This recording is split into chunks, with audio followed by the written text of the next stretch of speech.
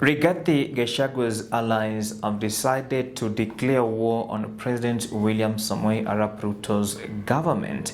And I want us to listen to them speaking, led by Githunguri Member of Parliament, that is Gathoni Mushombe, speaking before we proceed. Thank you. I would like to take this opportunity to thank the Kenyan people who united in a concerted effort to advocate for the release of the abductees by mounting public pressure and threats of mass protests. This raises significant questions about the government's responsiveness and commitment to upholding the rule of law.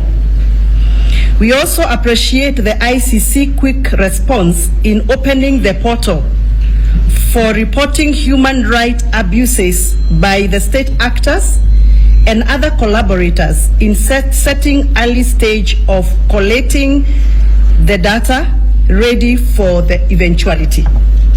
This collective action demonstrates that through the sovereign power vested to us by the Kenyan Constitution, we can stand together to hold the rogue government accountable for its actions.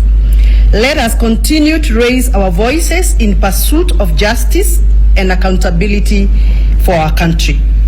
We urge the President and the Executive to ensure the immediate release of the remaining abductees.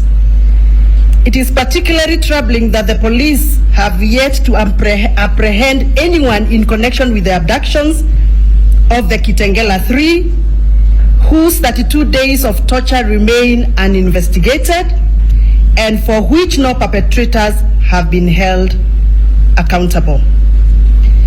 In light of these grave issues, we hereby call for the following actions collectively as leaders representing the great people of Kenya. 1. Establishment of an independent public commission of inquiry. This is to investigate the alarming series of abductions targeting individuals perceived to be critics of the president and executive.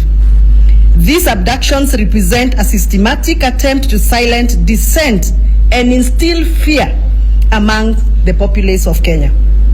2. To examine the politicization within the police services and force and other independent institutions.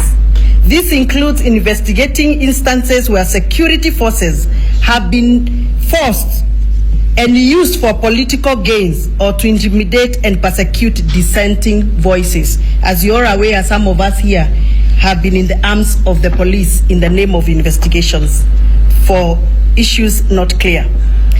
To investigate organized criminal attacks against the Deputy President, Rigathi Gachagua, and his supporters, including 1. The chaotic event at Limuru funeral in Kiambu County in November 28, 2024.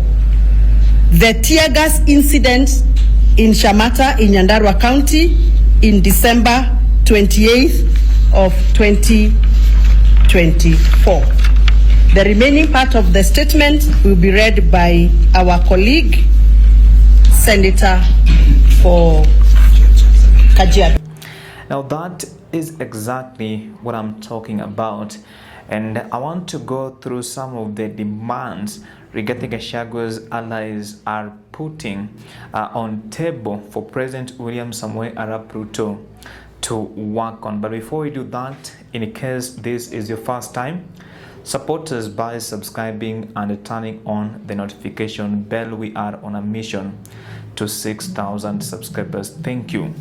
Now, the first demand they are giving President William Samoei Arap Ruto is to release all the abductees. Remember, so many people have been abducted in the Republic of Kenya, but the latest includes the 5 young Kenyans who were abducted and were released on the 6th January 2025. Now, what Gathoni Mushombe together with Rigathi Gachagua's allies are confirming that maybe the head of state is aware of the abductions that are taking place in the Republic of Kenya. And I want to jog your mind on this. Remember last year, the President of the Republic of Kenya, William Ruto, said in Homa Bay that abductions will stop. Police IG Douglas Kanja said they do not know who is abducting Kenyans. Another thing that Rigathi Gachagua's allies are talking about is that the ICC has opened the portal for reporting human rights abuses in the Republic of Kenya. And this is not the first time that we are witnessing something like this. Rigathi Gachagua said it last week when he ordered the Member of Parliament for Mkurueni constituency, that is Honorable John Gaguchia, to find or maybe to form a team of lawyers that will investigate and document what the criminal gang that he's talking about were able to do in the 1990s. And I believe he was trying to talk about the alleged revival of the Mungiki.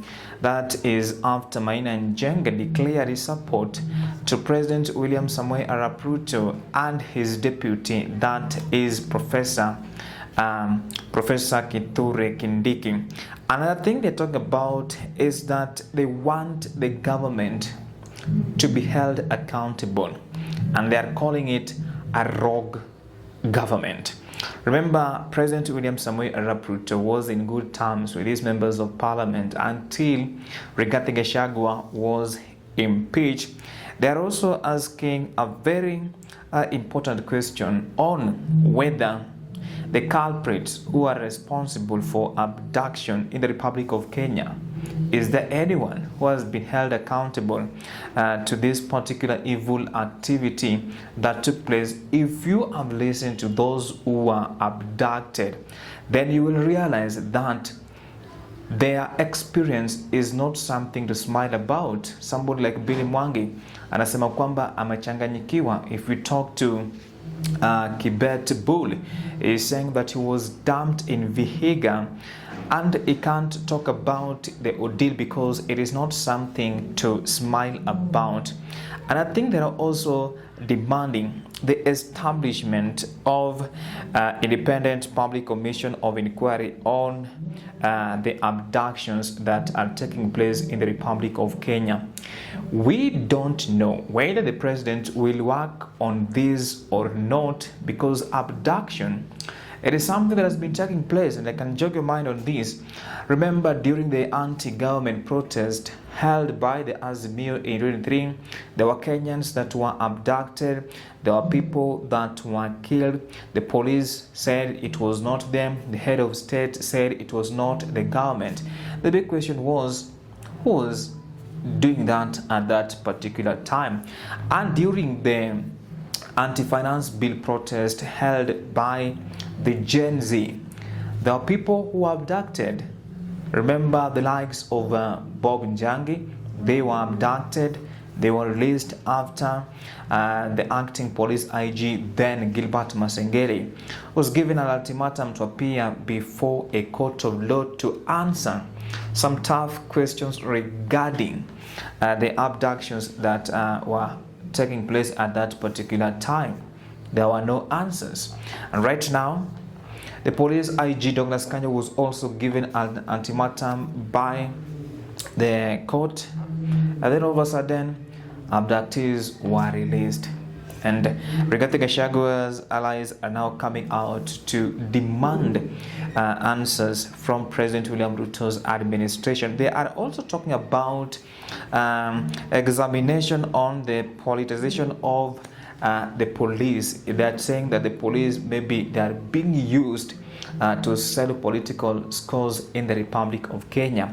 I remember during the electioneering period, President William Ruto, together with those who are speaking right now, they were against what they were alleging that the former regime was committing, using of the criminal justice system to sell political scores. Especially the former deputy president Rigathi Gachagua was at the front line of accusing the former president of the Republic of Kenya, Uhuru Muigai Kenyatta, of using the criminal justice system to settle political scores, those who are against him at that particular time. Then lastly, they want an investigation to be carried out on what they are alleging was an organized crime against the former deputy president, that is Rigathi Gachagua.